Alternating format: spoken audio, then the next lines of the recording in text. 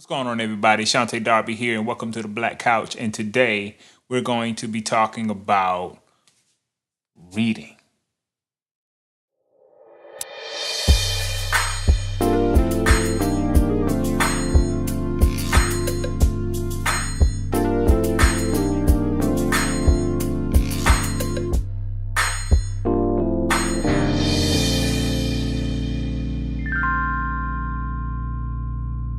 Before I go any further, I just want to thank you for watching the Black Couch. I really appreciate you guys for watching the videos, liking the videos, sharing the videos, telling other people about what's happening on this channel. I really appreciate all the support, especially those of you that have approached me personally and letting me know how much the Black Couch has definitely blessed you. So if you are new here, this is the first time you are watching the Black Couch, you definitely hit the subscribe button.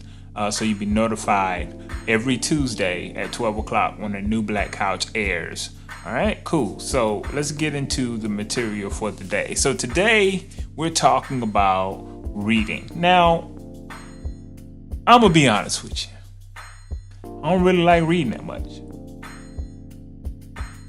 It's never really been my thing. You know what I'm saying? That's never really been something I've been passionate about. Like just reading. Reading, come on now, reading.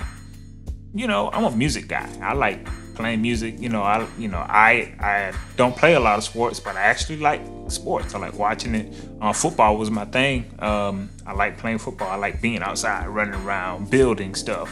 Of course, I love building stuff. And of course, when you build stuff, it comes with instructions sometimes. But who ever reads the instructions? I didn't. I just looked at the pieces, figured it out. You know what I'm saying? But sometimes you get bumps in the road. You know what I'm saying? You get, you get to a place where you don't know something, and nobody else have the answers. So you end up going back to that manual and reading it and seeing what the instructions says. It was strictly from the manufacturer to instruct you on the easiest and the most effective way to use a certain product. So reading, of course, people say reading is fundamental, but reading is informative. Reading it expands your mind, it's exercise for your brain, and it also causes you to learn things in which you may not have known any other way. It actually cuts down time and experience by learning through other people's experiences. You know what I'm saying? Or what other people intended for you to know. And one thing about our race in particular, if you're going back to slavery, one of the things that they enslaved us with is, enslaved our minds with illiteracy, as in the ability to not read, the ability to not learn exactly what the text is saying, no matter what text it is. So that means we had to build a trust between what is said. You get what I'm saying?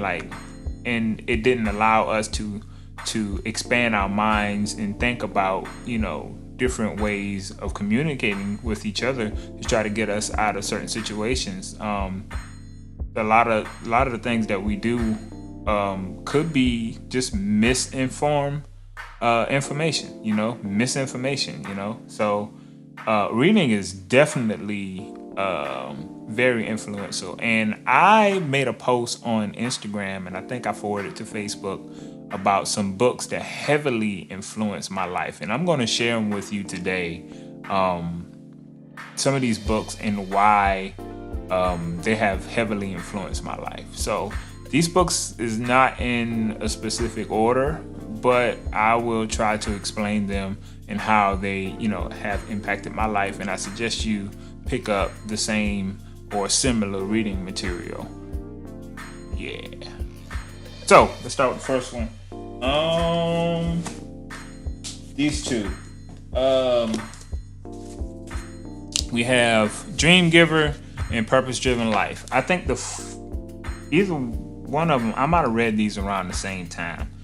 But one of my friends, Abram Staten, he recommended everybody in the UVOC Gospel Choir to read these books. And going back to UVOC, I'm wearing my alumni hat, my SC State alumni hat, um, because that's where I really found reading to be very important when I went to South Carolina State when I got in college.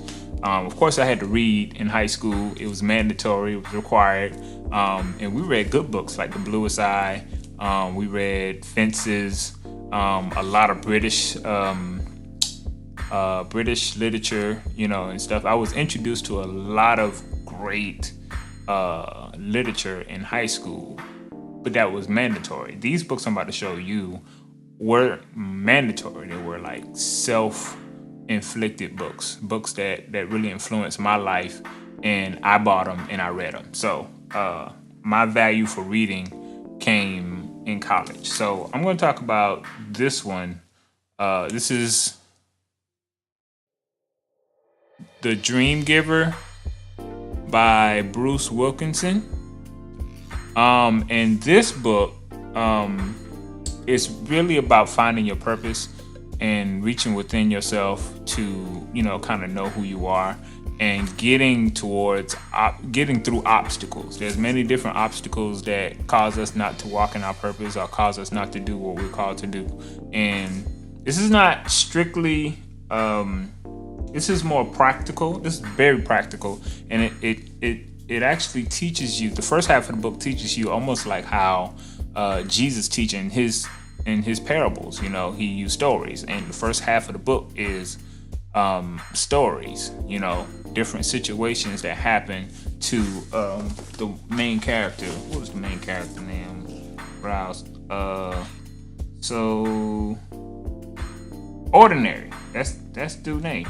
Yeah, Ordinary. So that's just like, everybody. We just ordinary people, but we have extraordinary gifts within, and we have to go through certain obstacles in order to get that.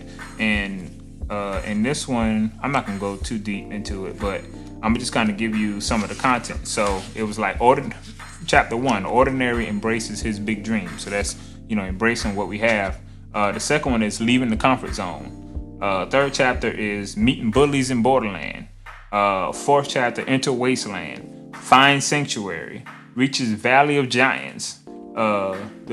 He thrives in the land of promise. And then part 2 is actually the encouragement part to, after you read the stories, you kind of like put yourself in Ordinary shoes, and it actually coach you through the process, referencing the stories that you learn in chapter 1. So it's a really good book. I suggest everyone, especially teens, young adults, and even adults, to read this book and let it minister to you. Let it seek inside you so that you can pull out some of those things that's within you, dealing with your purpose. Yep. So that's Bruce Wilkinson, The Dream Giver. All right. Second one is Purpose Driven Life. Oh, backwards. Purpose Driven Life. I got this book from my mom, actually. And it's like, I think, a 30 or 40 day process / devotional / self enticing book. It's not good to read all the way through it, but it is, is intended for you to go through this 40-day journey, or this journal, so to speak, so that you can find, your purpose in life. So this is a very popular book. You can find it in any bookstore. This is Rick Warren, The Purpose Driven Life. So yeah, that's another one that influenced my life. Let's see, what would be next?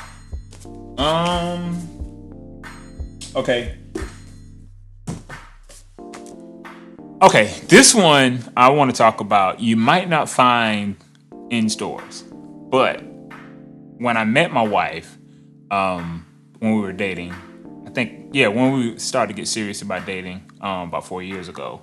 We've been married for 1.5 years now, so 5.5, 4.5, 5 years. One of those years, anyway. She, we really got serious, and one of the things that we vowed to each other is to abstain from sex.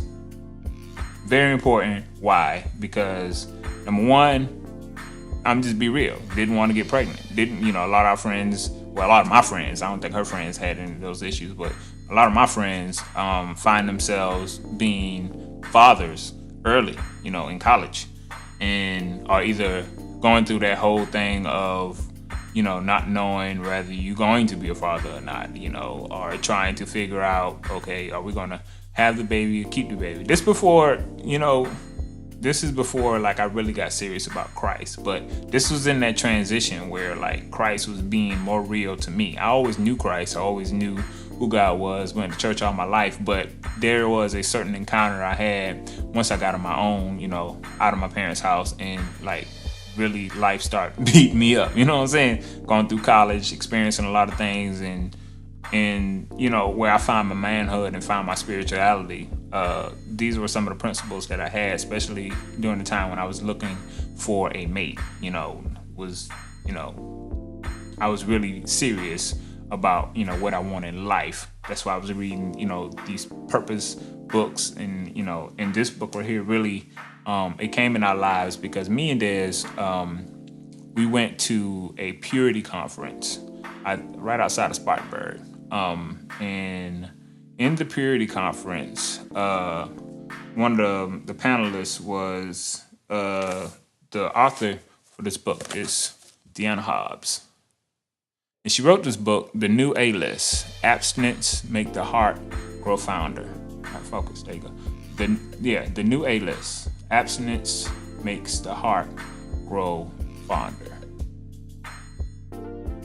So this book is totally about abstinence, and it referenced Christian values in her story, the same story we have. Me and my wife, her and her husband abstained from sex until they got married, and this book really helped me.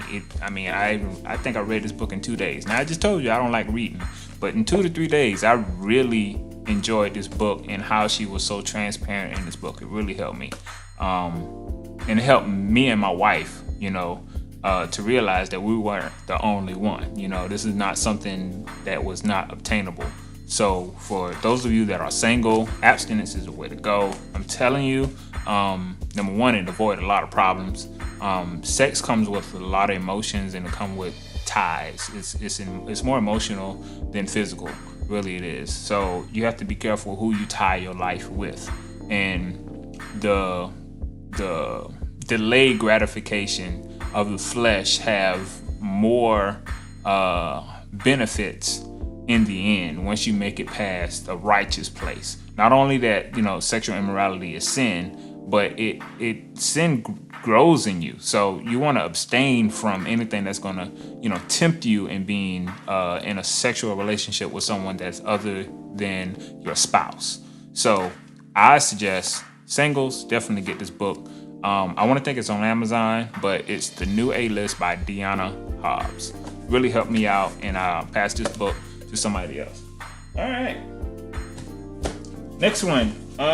This is a book that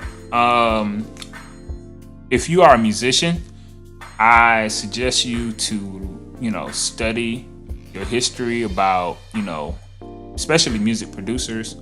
Study your history about the revolution of American music. This book, Selling Sounds, this was a required book when I was at South Carolina State. It's by David Sussman.